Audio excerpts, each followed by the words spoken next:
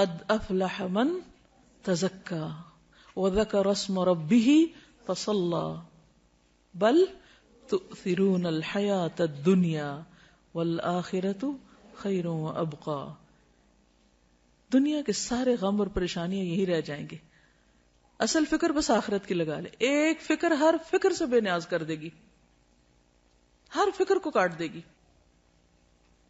اور وہ فکر آخرت ہے. تقوی میں, اللہ کے ڈر میں, دنیا اور آخرت کی ساری مشکلات کا حل ہے. اللہ کا وعدہ ہے, اللہ نے اہل کتاب سے وعدہ کیا تھا کہ اگر وہ اپنی کتاب کو قائم کرتے, اس پر عمل کرتے, تو لَأَكَلُوا مِن فَوْقِهِمْ وَمِن تَحْتِ أَرْجُلِهِمْ, آسمان سے بھی رزق برستا, پاؤں کے نیچے سے بھی نکلتا. رزق کی تنگی فراوانی یہ سب بھی اللہ کے ڈر کے ساتھ. اللہ سے ڈرنے والے بن جائیں, گناہوں سے بچیں, ساری مشکلات آسان ہو جائیں گی. لیکن یہ نقطہ ہمیں سمجھ میں نہیں آتا. انسان کے رزق میں رکاوٹ اس کے اپنے گناہوں کی وجہ سے ہوتی, انسان پہ حالات کی تنگی اس کے اپنے گناہوں کی وجہ سے ہوتی ہے. تو ہم سب کو نحوستیں باہر سے نہیں اندر سے دیکھنی چاہیے. سب سے بڑی نحوست گناہوں کی نحوست ہے, اللہ کی نافرمانی کی نحوست ہے. جس جگہ پر نماز نہ پڑھی جائے وہ جگہ منحوس ہو جاتی. تو یہ دیکھیں کہ کہاں گناہ ہو رہے ہیں. اگر ہمارے گھروں میں ہر وقت میوزک بج رہا ہے, اور رحمت کے فرشتے کہاں سے آئیں گے؟ ہر طرف تصویریں لٹک رہی, رحمت کے فرشتے کہاں سے آئیں گے؟ خیر و بھلائی کہاں سے ہوگی؟ اگر رشوت کا مال آ رہا ہے, سود کا مال آ رہا ہے, حرام مال آ رہا ہے, کسی یتیم کی غصب کی زمین پہ گھر بنا کے رہ رہے ہیں, رحمتیں کہاں سے برسیں گی؟ نحوست تو یہ ہے, ان خرابیوں کی نحوست ہے, ان حرام کاریوں کی نحوست ہے جس کو ہم نہیں سمجھ پاتے, اور ہم بلیم کرتے ہیں دوسروں کو. اس نے نظر لگا دی, اس کا قدم ایسا پڑ گیا, فلاں کی وجہ سے مصیبت آ گئی. مصیبتیں اندر سے اٹھتی ہیں, ان کی فکر کرنے کی ضرورت ہے. ہر گندگی کو اپنے اندر سے نکالنے کی ضرورت ہے, چاہے وہ شرک کی گندگی ہو, جو قرآن مجید میں آتا ہے نا, فَاجْتَنِبُوا الرِّجْسَ مِنَ الْأَوْثَانِ, بتوں کی گندگی سے بچو. اگر گھر میں بت رکھے ہوئے ہم نے, تو نحوست تو آئے گی, رحمت کہاں سے آئے گی؟ تو عربوں کے ہاں عموماً جب فال لیتے تھے تو پرندوں سے لیتے تھے. تو ایسا شخص جو برا شگون لے, اس کے بارے میں آپ نے فرمایا, من ردتہ الطیرۃ من حاجۃ فقد اشرک. قالوا یا رسول اللہ ما کفارۃ ذلک؟ قال ان یقول احدهم اللهم لا طیر الا طیرک ولا خیر الا خیرک ولا الہ غیرک. جو شخص کسی سے بدفعلی پکڑ کر اپنے مقصد سے لوٹ آیا, اس نے شرک کیا. صحابہ کرام نے پوچھا, اللہ کے رسول صلی اللہ علیہ وسلم اس کا کفارہ کیا ہوگا؟ فرمایا, وہ کہے, اے اللہ, تیری دی ہوئی بھلائی کے سوا کوئی بھلائی نہیں, اور تیری فال کے سوا کوئی فال نہیں, اور تیرے علاوہ کوئی معبود نہیں. اب یہ شرک کیسے ہوتا ہے؟ مثال کے طور پر ایک شخص گھر سے نکلا, کالی بلی راستہ کاٹ گئی, تو اس نے اسے منحوس سمجھا اور وہ گھر واپس آ گیا, کام کے لیے گیا ہی نہیں. تو میں نے کالی بلی دیکھ لی تھی, وہ آگے سے گزر گئی تھی, تو میں نے سوچا کہ اب میرا کام ہوگا نہیں, اس لیے میں واپس آ گیا. یہ شرک ہے, یہ شرک ہے. اور یہ اس قسم کا شرک ہے کہ جس کو ہمارے معاشرے میں کھیل مذاق کے طور پہ لیا جاتا ہے, ان کو برا بھی نہیں سمجھتا. لوگ ایک دوسرے کے سامنے ایسی باتیں کھلے عام مجلسوں میں کر رہے ہوتے ہیں, اور کوئی کسی کو روکتا ہی نہیں ہے, اور کوئی احساس بھی نہیں کرتا کہ وہ کس قسم کا جملہ بول رہا ہے. بظاہر یہ ایک معمولی سی بات ہے, مگر حقیقت میں یہ شرک ہے, کیونکہ کسی بھی شخص کا نفع یا نقصان بلی کے ہاتھ میں نہیں. اکثر ایسا ہوتا ہے کہ اپنی لاپرواہی کی وجہ سے کوئی کام خراب ہو جاتا ہے, اور شیطان ہمیں سجاتا ہے کہ یہ ساری خرابی فلاں کی وجہ سے ہوئی, ہم اس کو بلیم کرنے لگتے ہیں. آج صبح صبح اس کا منہ دیکھ لیا تھا, اس لیے فلاں اور فلاں کام خراب ہو گیا. یہ جملہ بھی نہیں بولنا چاہیے. اسی طرح آنکھ پھڑکنے سے خوف زدہ ہو جانا, یہ ہاتھ میں کھجلی ہونے سے امید لگا بیٹھنا کہ آج مال ملے گا, یہ جوتے پہ جوتا آ گیا تو سفر پیش آئے گا. رنگوں سے شگون لینا بھی ہمارے معاشرے میں عام ہے. مثلا سیاہ رنگ نہ پہننا کہ بیمار پڑ جائیں گے. ہمارے خاندان میں سیاہ رنگ جو ہے وہ ایسے اور ایسے اثرات رکھتا ہے, اس قسم کی باتیں کرتے ہیں لوگ. یہ رنگ ہمیں سوٹ نہیں کرتا. یا یہ کہ احترام کے منافی کیونکہ خانہ کعبہ کا غلاف کالا ہے. سب جوتا نہ پہننا کہ بے ادبی ہوگی کیونکہ گنبد کا رنگ سبز ہے. تو یہ خود ساختہ طور پر کچھ چیزوں کو حلال یا حرام کر لینا ہے, اس کی بھی ہمیں اجازت نہیں ہے. یعنی اپنے طور پر جو تمہاری زبانیں جھوٹ گھڑتی ہیں کہ یہ حلال ہے یہ حرام ہے، ایسا مت کہو، اس کی اجازت نہیں ہے۔ یہ سب وسوسے اور توہمات ہیں جن کی حقیقت اس کے سوا کچھ نہیں کہ شیطان انسان کو شرک میں مبتلا کر کے اس کے اعمال ضائع کروائے۔ یہ سب شیطانی حربے ہیں۔ یہ توہمات اور بدشگونیاں انسان کو اندر سے کمزور کر دیتی ہیں۔ انسان پھر کون سا کام کر پائے گا کہ اگر ہر چیز کے ساتھ اس نے کوئی نہ کوئی فکر باندھی ہوئی یا کوئی وہم کرتا ہے۔ اس کے برعکس اللہ کی ذات پر ایمان اور توکل انسان کو جرت، بہادری اور اعتماد دیتا ہے، اسے جینے کا ڈھنگ سکھاتا ہے۔ چنانچہ ایسے کسی بھی خیال کو دل سے نکال کر اللہ پر توکل کرتے ہوئے اپنا کام جاری رکھنا چاہیے۔ عبداللہ بن مسعود سے روایت ہے کہ رسول اللہ صلی اللہ علیہ وسلم نے فرمایا الطیرۃ شرکن الطیرۃ شرکن ثلاثا، یعنی 3 بار فرمایا، وما منا الا ولکن اللہ یذہبہ بالتوکل، بدشگونی شرک ہے، بدشگونی شرک ہے، 3 بار کہا، اور ہم میں سے کوئی ایسا نہیں مگر اسے وہم ہو جاتا ہے، لیکن اللہ تعالیٰ توکل کی وجہ سے اسے دور کر دیتے ہیں۔ یعنی ہر ایک کے دل میں وہم تو آتے ہی ہیں، آتے ہیں نا، لیکن جب انسان اللہ پہ توکل کرتا ہے تو وہم دور ہو جاتے ہیں، اور یہ ہونے چاہیے، ورنہ تو انسان کچھ کرنے کے قابل ہی نہ رہے۔ ہر چیز کے ساتھ رسک انوالو ہے۔ اس روز جب میں نے وہ حدیث پڑھی نا کہ جو شخص کبر کی وجہ سے اپنے چادر لٹکاتا ہے، تو ایک شخص ایسا کر رہا تھا، اللہ نے اس کو دھنسا دیا اور زمین میں قیامت تک دھنسایا جاتا رہے گا۔ تو ایسے میں اس کی ویژننگ کر رہی تھی، ایسے تصور میں لا رہی تھی کہ اس زمین جیسے میں جہاں بیٹھی ہوں اس کے نیچے کیا ہے، اگر یہ کھلے تو اس کے اندر کیا ہوگا۔ تو ایک دم میں کانپ اٹھی، تو میں نے سوچا کہ ہم کتنی خطرناک جگہ پہ بیٹھے ہوئے ہیں۔ یعنی زمین جو ہے اللہ نے اس کو ٹکایا ہوا کہ ہم ٹکے ہوئے اس پر، الم نجعل الارض مہادا، تو مہاد بنایا ہوا تو ہم آرام کر رہے ہیں، ورنہ اگر یہ پھٹنے لگ جائے اور انسان اندر اترنے لگ جائے تو سوچے کہاں جا کے پہنچے، کہاں پہنچے۔ تو اللہ تھامتا ہے۔ آسمان کی طرف دیکھو کیسے اللہ نے پرندوں کو وہاں تھاما ہوا، ہمیں زمین پہ تھاما ہوا ہے، اگر اس کا اذن نہ ہو تو کہیں کہ کہیں پہنچ جائے، ہم تو کہیں بھی نہیں بچ سکتے۔ اس لیے ہمیشہ اللہ پر توکل کرنا چاہیے اور ان چیزوں سے باہر آ جانا چاہیے۔ اہل کتاب بھی جب دین کی اصل تعلیمات سے دور ہو گئے تو اسی طرح کے شگون لینے لگے جن کا ذکر قرآن مجید میں کیا گیا ہے۔ الم تر الی الذین اوتوا نصیبا من الکتاب یؤمنون بالجبت والطاغوت، کیا تم نے دیکھا نہیں ان لوگوں کو جنہیں کتاب کا ایک حصہ دیا گیا کہ وہ جبت اور طاغوت پر ایمان لاتے ہیں۔ تو جبت بے حقیقت، بے اصل، بے فائدہ چیز کو کہتے ہیں۔ اسی طرح شگون کی بھی کوئی اصل بنیاد اور حقیقت نہیں ہے۔ اسلام میں ایسی تمام چیزیں جو جبت کے تحت آتی ہیں جیسے کہانت، فالگیری، شگون اور توہمات، ان سے منع کیا گیا۔ کسی چھوٹی سی تکلیف یا طبیعت کی خرابی پر دوسروں کو مورد الزام ٹھہرانا اور لوگوں کے ساتھ باہمی تعلقات خراب ہونے پر اپنی غلطی اور کوتاہی کا جائزہ لینے کی بجائے یہ خیال کرنا کہ ضرور کسی نے جادو کر دیا ہے، یا اس قسم کے توہمات رکھنا جو پیار محبت کے رشتوں کو ختم کر دیں، جس کی وجہ سے انسان کی توجہ اپنے عمل کی درستی اور اصلاح سے ہٹ جاتی ہے، یعنی اپنی غلطی اس کو یاد نہیں رہتی جب وہ دوسروں کو بلیم کر دیتا ہے۔ نتیجتاً انسان تنہا رہ جاتا ہے اور نفسیاتی مریض بن جاتا ہے، یعنی سب سے کاٹ کے بیٹھ جاتا ہے۔ کسی بھی غیر معمولی صورتحال میں ہر قسم کے شر سے بچاؤ کے لیے بطور علاج مسنون اذکار اور دعائیں پڑھنی چاہیے، صبح شام کی دعائیں وغیرہ اور جو دیگر اذکار ہیں ان سے کام لینا چاہیے۔ پھر اسی طرح حضرت ابو ہریرہ سے روایت ہے، صحیح بخاری کی روایت ہے کہ آپ صلی اللہ علیہ وسلم نے فرمایا لا عدوى ولا طیر ولا ہام ولا صفر وفر من المجذوم کما تفر من الاسد، مرض کا لگ جانا، نحوست، الو اور سفر کچھ نہیں، اور جزامی سے اس طرح بچو جس طرح شیر سے بچتے ہو۔ تو اصل بات یہ ہے کہ عربوں کے ہاں کچھ ایسی چیزیں رائج تھیں کہ جن کی وجہ سے وہ بہت زیادہ پریشانیوں کا شکار رہتے تھے، تو نبی صلی اللہ علیہ وسلم نے ان چیزوں کو بے حقیقت بتائی، جو ہم نے پڑھا نا جبت، بے حقیقت، بے فائدہ چیزیں، تو ان میں ان چیزوں کا کچھ ذکر ہے۔ اب آپ دیکھیے کہ نبی صلی اللہ علیہ وسلم کا یہ جو قول ہے ہامہ، کیا مطلب ہے اس کا؟ ہامہ کوئی چیز نہیں۔ جب نظر کا وہ دم پڑھتے ہیں نا، جو دعا پڑھتے ہیں اعوذ بکلمات اللہ التامات من کل شر و شیطان و ہامۃ، وہ وہامہ نہیں ہے، وہ ہامہ، الگ الگ ہے، واو اور ہامہ۔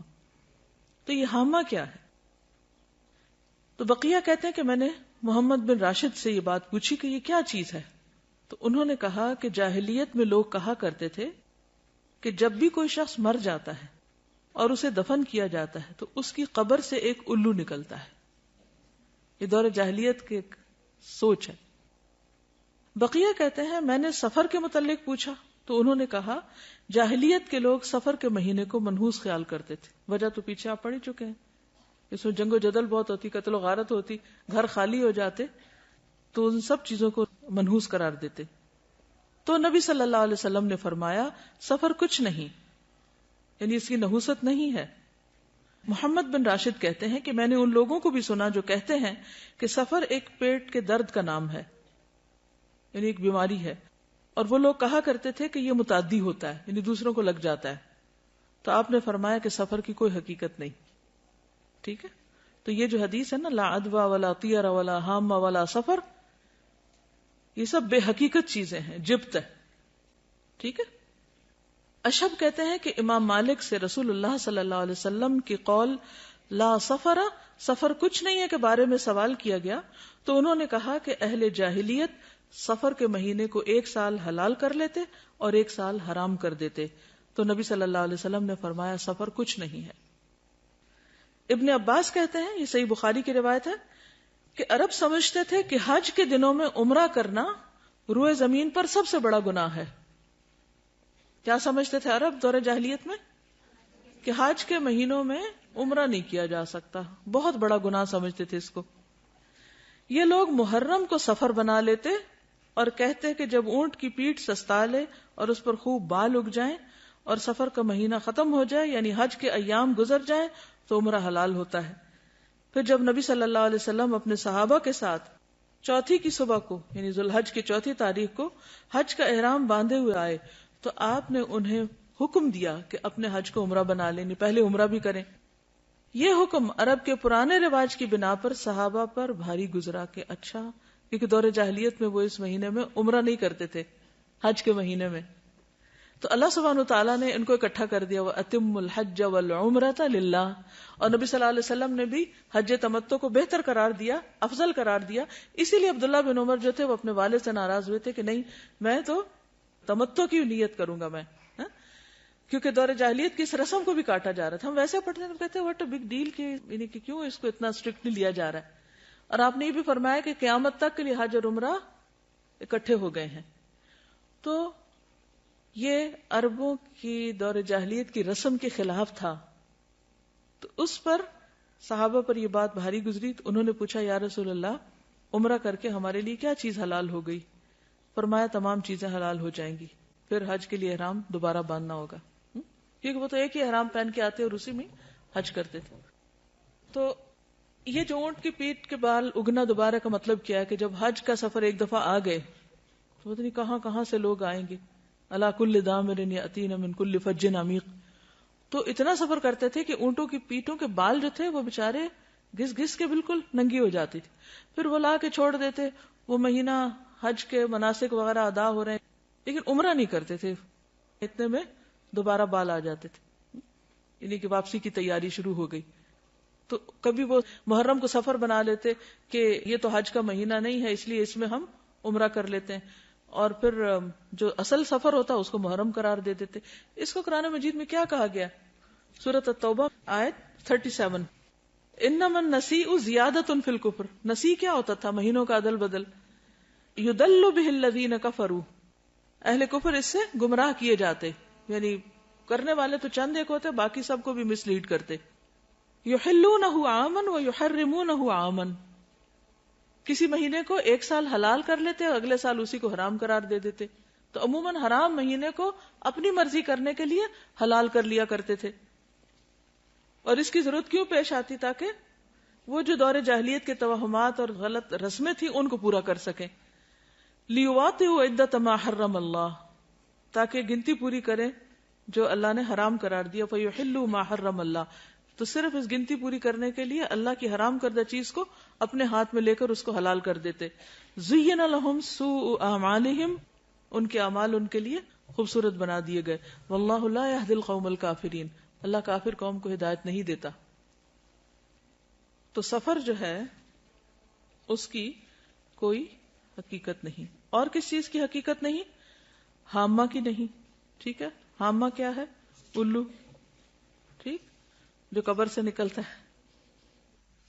اچھا، یہ جو تصور تھا نا کہ مردہ جو ہے اس کے اندر سے الو نکلتا ہے، تو پھر وہ کہتے ہیں کہ وہ الو گھر میں آتا ہے اور آ کے مردے کی باتیں بتاتا ہے کہ اس کے ساتھ کیا ہوا ہے. یعنی اس قسم کی خرافات بھی ہیں.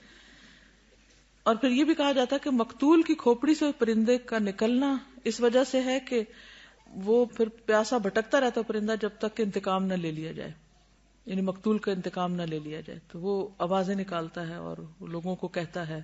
وہ ایک خاص پرندہ تھا کروان، جس کی طرف یہ بات منسوب کی جاتی ہے، کیونکہ وہ بولتا ہے پرندہ، تو پھر اس کا بولنا جو ہے وہ اس کو منحوس سمجھا جاتا ہے. اور الو کے بولنے کو بھی، کہ جہاں جس گھر میں الو بولے گا وہاں سے کوئی بندہ مر جائے گا یا کوئی جانور مر جائے گا، یہ بھی ان کا خیال تھا. جس طرح ہمارے ہاں بلیوں سے شگون لیتے ہیں جب وہ روتی ہیں. کبھی روتی بلی کو سنا؟ اس وقت کیا خیال آتا ہے؟ خوف آتا ہے نا. اچھا، کیا خوف آتا ہے؟ کہ کوئی مصیبت آنے لگی ہے. نہیں، کوئی مصیبت نہیں آتی اس سے. ٹھیک ہے، اس وقت اپنے دل کو مضبوط کیا کریں. اب یقین کیجئے کہ اگر صحیح دین پر آپ عمل کریں گے نا تو آپ کے اندر سے خوف نکل جائے گا. آپ اس وقت یہ سوچا کریں کہ اللہ کے اذن کے بغیر کوئی نقصان ہو ہی نہیں سکتا. بلی بیچاری کو کیا خبر کہ اس نے کس چیز پہ رونا ہے؟ اس کو کہاں سے خبر ہوگی کہ آنے والی کو مصیبت؟ وہ بیچاری اپنی تکلیف سے روتی ہے اور ہم اس سے اپنی تکلیف کی طرف لے جاتے ہیں، کیونکہ ہم ہر چیز کو پرسنل لے لیتے ہیں نا. کوئی کسی کی بات کرو تو ہم اس کو اپنے اوپر لے جاتے ہیں. اس کی تکلیف دور کرو، وہ بیچاری اپنے رونے میں رو رہی ہے اور ہمیں اپنا رونا پڑ گیا. اس کے علاوہ اور کس چیز کی حقیقت نہیں؟ یہ جو پرندوں وغیرہ سے بھی بدشگونی لیتے ہیں، ہاروسکوپ سے لیتے ہیں. وہ لکھا ہوتا ہے نا ہفتہ کیسا گزرے گا، تو اس میں لکھا ہوتا بدھ کے دن آپ سفر نہ کیجئے کیونکہ حادثے کا امکان ہے. اب لوگ اگر اس کو سامنے رکھ کے اسکول سے چھٹی کر لیتے ہیں، تو اب آپ دیکھیے کہ دنیا کا تو سارا کام ہی ٹھپ ہو کے رہ جائے اگر انسان ان خرافات کے پیچھے چل پڑے. کس قدر نقصان دہ ہے. تو ایسا سوچنا اور ہاروسکوپ پر یقین رکھنا یہ کفر ہے، شرک ہے.